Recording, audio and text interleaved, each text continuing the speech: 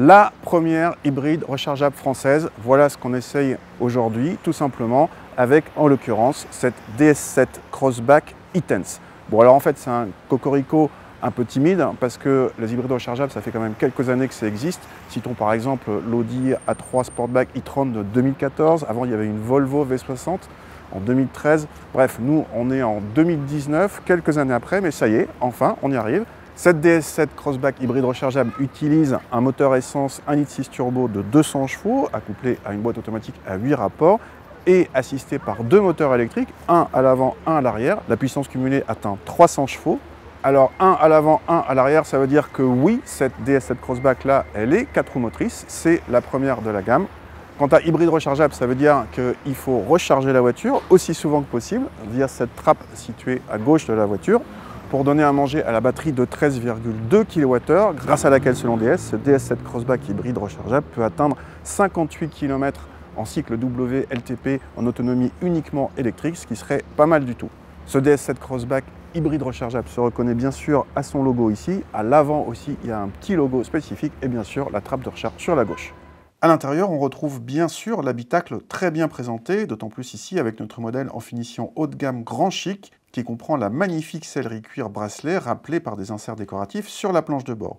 On retrouve également les divers interrupteurs guillochés, l'horloge analogique et le grand écran central et le combiné d'instruments entièrement numériques, le tout en série. Les détails spécifiques à cette version hybride viennent du pommeau de levier de vitesse recouvert de cuir frappé du E de e-Tense et de la touche sans équivoque sous l'écran central qui permet d'accéder au menu typique des hybrides, à savoir les flux d'énergie, les consommations d'électricité et d'essence, et c'est par là qu'il faut passer également pour recharger en roulant.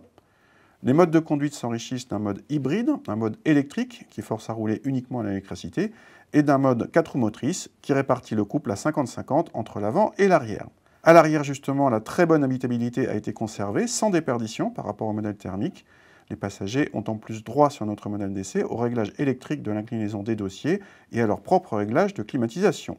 Le coffre garde la même contenance que dans les versions thermiques avec roue de secours, soit pratiquement 500 décimètres cubes selon nos mesures, et conserve également son plancher modulable en hauteur. Tout va bien de ce côté-là. Alors cette première hybride rechargeable française au volant, ça donne quoi? Eh bien c'est une bonne surprise. Globalement c'est très convaincant sur plusieurs plans. D'abord on a mesuré l'auto à un peu plus d'une tonne 9, donc ça fait un petit peu lourd, mais en face on a 300 chevaux qui sont bien là et 520 Nm de couple, ce qui fait que au niveau de performance c'est largement suffisant. On est vraiment dans un SUV premium avec une motorisation premium et avec ce petit côté quand j'accélère pour relancer, eh ben, la puissance est tout de suite là, le couple est tout de suite là, il n'y a pas besoin d'appuyer plus fort pour aller chercher dans les tours ou dans les réserves de la voiture, non, tout de suite ça relance bien, comme si on avait un gros moteur, sauf que évidemment ça consomme beaucoup moins. Le côté mariage essence-électricité est très réussi. En fait, quand on conduit à des vitesses assez basses ou quand on conduit doucement, il faut vraiment prêter l'oreille pour savoir si oui ou non le moteur essence tourne, parce que sans ça, on ne sait pas. Et les transitions moteur coupé ou moteur allumé sont vraiment imperceptibles. Il y a aussi la boîte de vitesse automatique à 8 rapports qui est très douce, qui fait très bien le travail dans l'ensemble et qui se marie très bien avec tout ça. Bref, globalement, c'est très réussi. On est d'autant plus bluffé que la partie confort est toujours là. L'insonorisation et ajouter au confort le moelleux des suspensions. Alors ici on a une voiture avec des roues de 20 pouces, mais on a la suspension pilotée avec le système de scan de la route et en absorption des inégalités de la route, c'est vraiment étonnant. Donc cette première hybride rechargeable française a des prestations haut de gamme, on n'en attendait pas moins, mais elles sont bien là.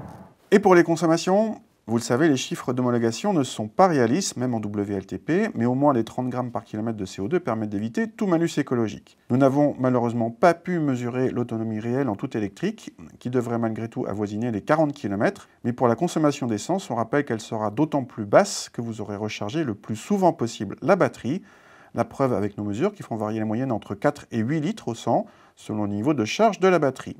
Un bon score vu les prestations globales de la voiture. Sachez également qu'il faut 7 heures pour recharger la voiture sur une prise classique. Finissons par le tarif. La DS7 Crossback hybride rechargeable démarre à 55 000 € et notre modèle d'essai haut de gamme monte à 61 000 €, Ce n'est pas la plus chère des françaises puisque l'Alpine A110S monte encore plus haut. Mais si vous trouvez ça trop cher, l'un des concurrents directs qui n'est autre que le BMW X3 xDrive 30e coûte entre 5 et 7 000 € plus cher, à prestations en tout point comparables, y compris en équipement, qualité de présentation, performance, etc. Bref, cette DS7 Crossback hybride rechargeable est une réussite sur à peu près tous les plans.